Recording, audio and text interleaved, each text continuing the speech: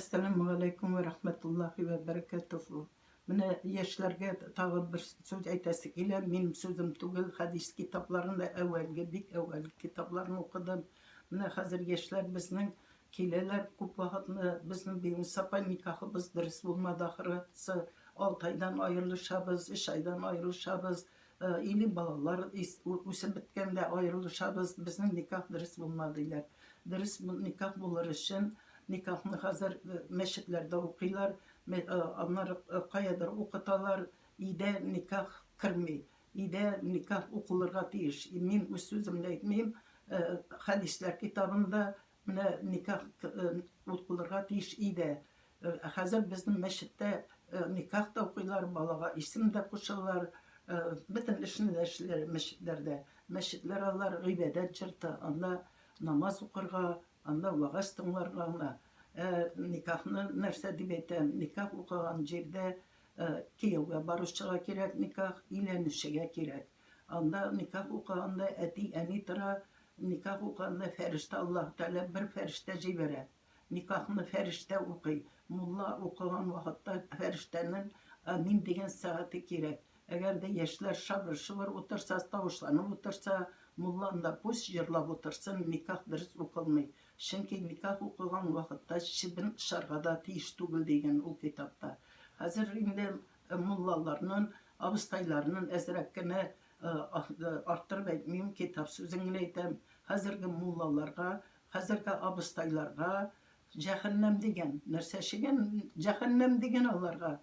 Eli bu dünyanın cehennemi, onlar sapsim cehennem alarga degen.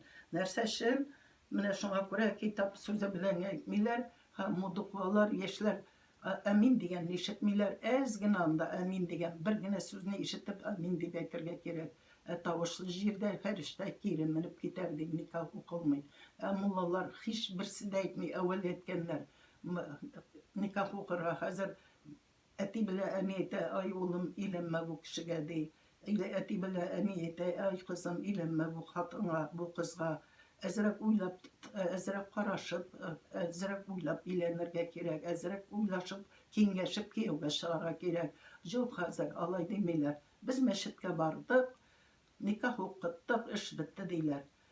Mullalar etmiler, sen nerse kildim bunda nikah okuturga, etiyim var mı, eniyim var mı, sana Fatiha rizalık verdiler mi?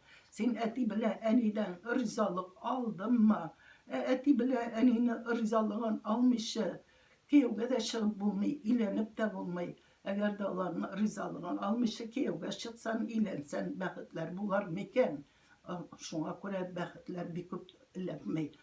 Mullanın gaybini etesim kile, mulla etirge diyeş. Kızım mı, oğlum mu, senin nikah okurga etiyim var mı, eniyim var mı?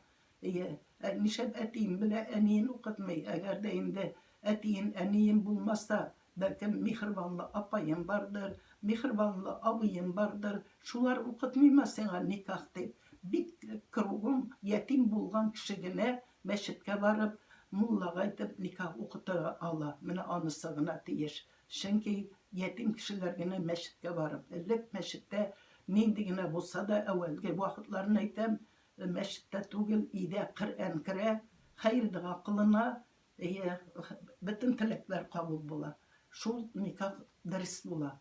Şimdi meşitlerge barıp, kulmek görsetip, şavşu keylep, ferişte keylemiken alar canına. Feriştenin kim cibere? Allah Teala cibere. Allah Teala bəxtli nikahını ferişte bire. Allah Teala'nın emri boyunca. Emir nerse prikazı boyunca. Hazır kimle barganı bilmiyorlar. Evvel cidi buğununu tekşirip kiyova çıkanlar. Cidi buğununu tekşirip ilengenler arasında jığılıp avurtuşu jokma, upka vuruluk işi jokma, divanalar jokma deyip saylap ilengenler. Yok hazır. Hazır indi sütba, nindi sütba o. Bir nindi sütba yok. Özünün tertibin kerek, şeriatını öte kerek, sünnetini öte. Şol sütba arkasında, benim sütba degen arkasında bəxitsiz bulalar. Bibi Nisappa, emine ikinci hatınga ilenüşçüler sizni aşulandırmay mı? İkinci hatına ilenüşçüler hazır etem.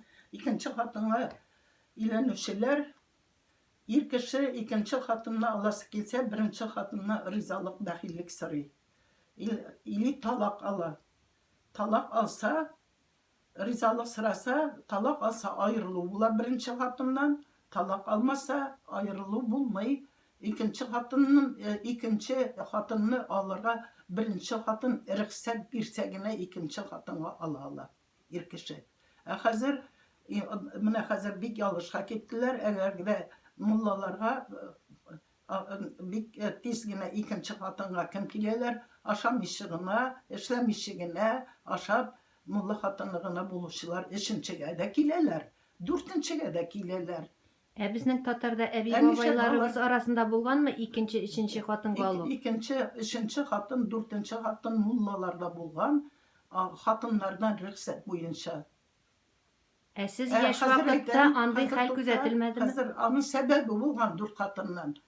Бер хатын, например, бала таба, авыртып китә, икенче хатынны эзләми хәле юк, иреп таза сау, муллалар бирәк тә таза була, аштан ашка җиреп. Анысын әйтәм инде, икенче хатынга беренче хатын риза, бәхиллек бирсә иленә. Икенче хатын бәби таплы икән, анысы инде бәби тапмыйчы ширле була икән, тагы өченче хатынны илен ала. Мулла өчен генә бу. Бу хезмәткәр кеше, хезмәт иткән кеше бер хатын белән торырга да кеш хәл белән аның белән яши. Инде муллаларга дүртәү тиеш диләр инде. Тиеше нәрсә? Муллага дүртәү түгел, берәү түгел, дүртәү, бишәү дә килә. Чөнки аларның тормышлары хезмәтчеләргә караганда җиңелрәк.